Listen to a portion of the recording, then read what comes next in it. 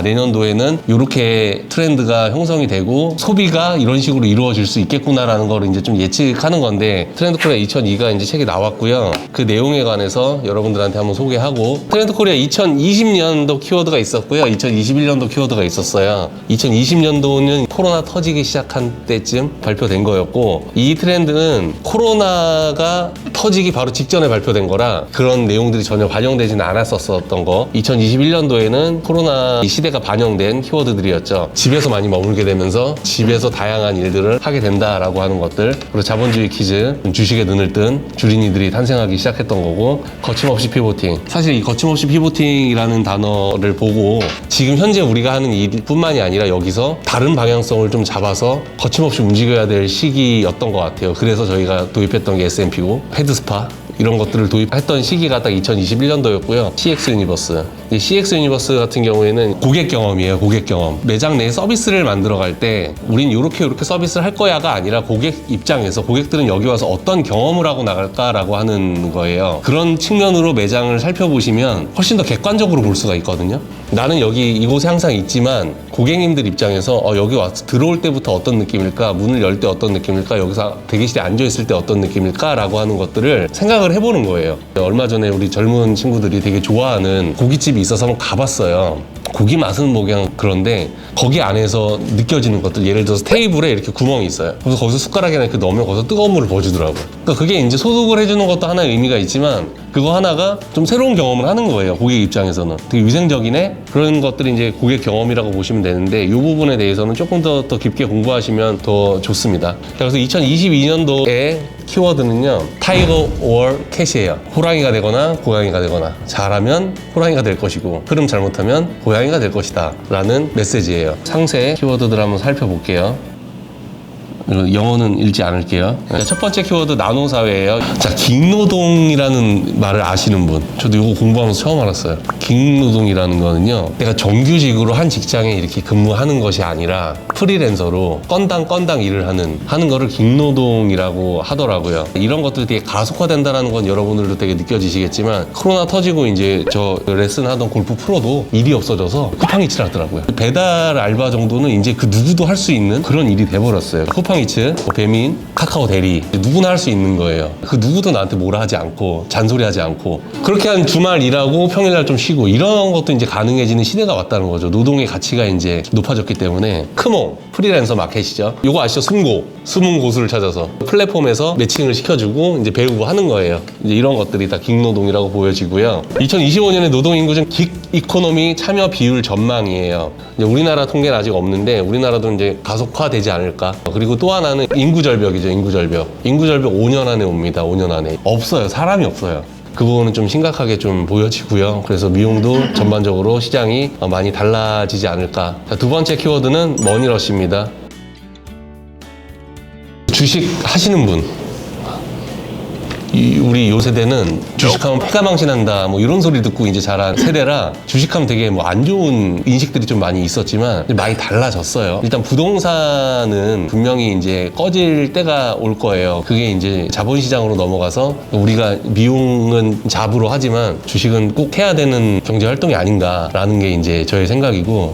이 신발 뭔지 아시는 분 계세요? 피로만 역시 커스텀 해서 이제 파는 사람들이 많은데 저기 굉장히 비싸게 팔려요. 저거만 전문적으로 하는 사람이 있을 정도로 저거 또 하나 투자죠. 요거는 요즘에 이제 뜨고 있는 음악 저작권에 투자하는 이런 것도 있고, 그리고 이제 미술품에 투자하는 테사라는 어플도 있어요. 그리고 비트코인. 분명히 이건 막는다고 막아지는 게 아니다라고 전문가들이 얘기하고요. 분명히 요것도 이제 안정적인 자산으로 자리 잡을 날이 올 거예요. 요건 이제 무시할 수 없는 자산이에요, 사실. 돈을 어디다 이제 해외에 송금할 때도 이제 뭐 환전 수수료니 무슨 수수료니 이제 하는데 비트코인은 그럴 필요가 없으니까. 자, 세 번째 득템력. 이거 갖고 계신 분 계세요? 얼마 전에 스타벅스에서 커피를 시키면 이걸 줬어요, 그냥. 이게 환경에 관심도가 높아지는 와중에 이런 거를 이제 무료로 나눠준다고 하니 좀 이제 비난도 받았는데, 줄수더라고, 줄수. 우리 애들 다 갖고 있어요, 지금. 이게 뭐라고. 그리고 뭐 조단 요단 같은 경우에는 수집하는 광들이 좀 많이 있는 편이고, 그리고 요번에 요것도 나왔더라고요. 이제 톰 브라운이랑 콜라보해서 이제 한정판으로 나온 거예요. 그럼 뭐 요런 거. 아이폰 케이스인데 되게 예쁘죠? 한정판 제품에 대한 인식이 이래요. 누구나 마찬가지겠지만 한정판이다 하면 더 관심이 가고 더 큰 만족감을 느끼고 정체성을 드러낼 수 있어서 좋고 시간과 비용을 투자할 의향이 있다라고 이제 모두들 얘기하는 거. 그리고 자, 네 번째 키워드, 러스틱 라이프. 제주도 한 달 살기.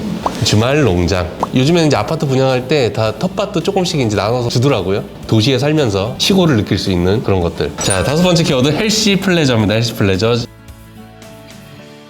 옛날에는 뭐 운동을 하면 되게 괴로워야 되고 막 그런 것들이 있었다 그러면 요즘에 좀 즐겁게 운동하고 즐겁게 관리하자, 뭐 이런 분위기라고 보시면 돼요. 다이어트를 하지만 뭐 맛있게 먹자, 건강 뭐 이런 것도 신경 쓰지만 이제 멘탈 관리도 사람들이 많이 신경을 쓰고 있죠. 그 중에 하나가 무슨 멍?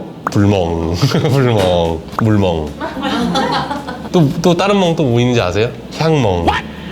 예전에는 성공을 위해선 나를 갈아 넣는 그런 게 대세였다 그러면 요즘에는 그렇지 않죠. 그래서 스스로도 좀 관리도 하면서 건강관리, 멘탈관리 이런 쪽으로도 사람들이 많이 관심을 갖고 있다.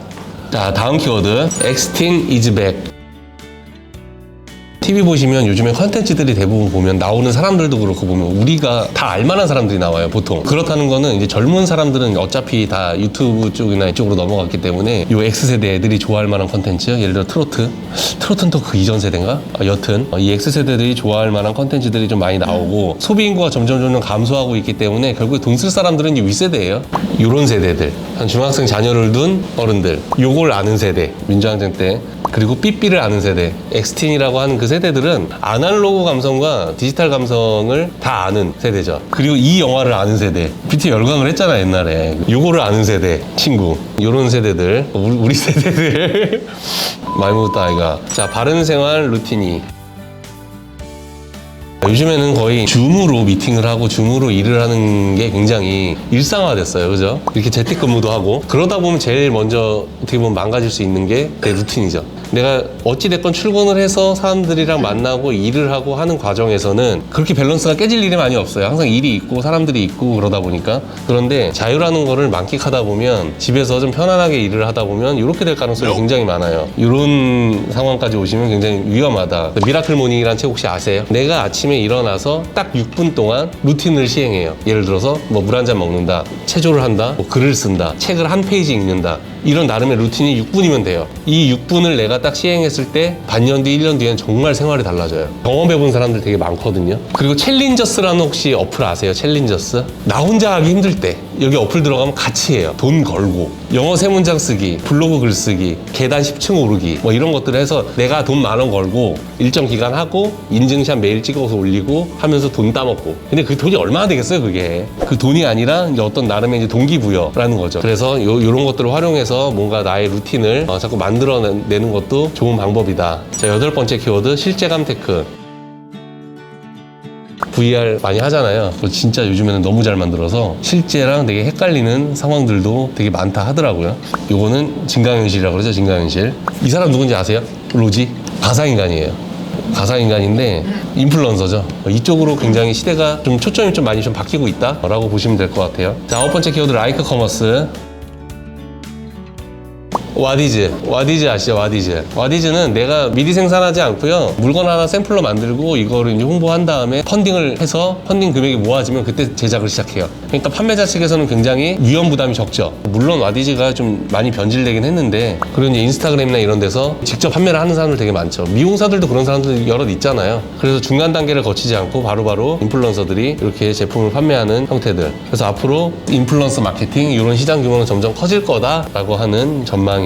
자, 10번째 키워드, 내러티브 자본. 뭔가 서사를 갖고 있고 스토리텔링이랑도 비슷한 말이라고 보시면 돼요. 좀 유명한 기업들은 그 CEO나 창업자의 어떤 그런 좀 스토리텔링, 내러티브 이런 것들이 좀 중요하다라고 말하는 거고, 지금 사실 이런 서사나 이런 것들이 가장 잘 구축되어 있는 거는 마블이라고 생각해요. 마블. 시나리오가 어마어마하잖아요. 이 세계에 한번 들어가면 모든 편을 다 봐야 되고 그런 것들이 이제 내러티브 자본이라는 의미입니다. 그래서 이제 저도 마찬가지로 이제 우리 편집자도 마찬가지로 유튜브 채널이 좀 있으면 1000명을 넘어가요. 그래서 이제 수익 창출이 시작되는데 물론은 그걸로 인해서 버는 돈은 적겠지만 내년도에 사실 기대하는 부분은 사실 그런 부분이에요. 거기에서 계속 스토리텔링하고 여기 원장님들도 계속 나와서 얼굴 비추고 내년에는 목표가 구독자 3,000명 목표로 잡고 있고요. 그러면 분명히 저희뿐만이 아니라 우리 뭐 본사 여러분들까지도 분명히 도움이 되는 그런 날이 내년에는 분명히 펼쳐질 거라고 저는 확신을 하고 있고요.